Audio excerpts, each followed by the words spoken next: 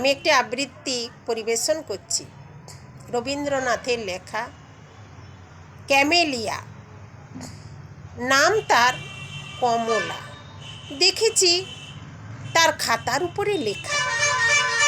সে চলেছিল ট্রামে তার ভাইকে নিয়ে কলেজের রাস্তায়। আমি ছিলাম পিছনের বেঞ্চিতে।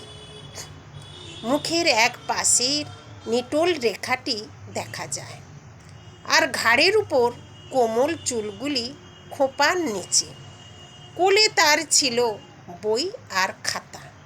যেখানে আমার নাম্বার সেখানে নামা হলো না।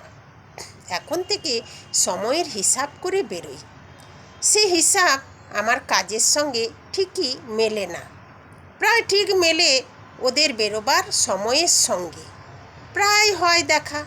মনে মনে ভাবি আর কোনো সম্বন্ধ না থাক, ও তো আমার সহযাত্রিনী। নমস্কার।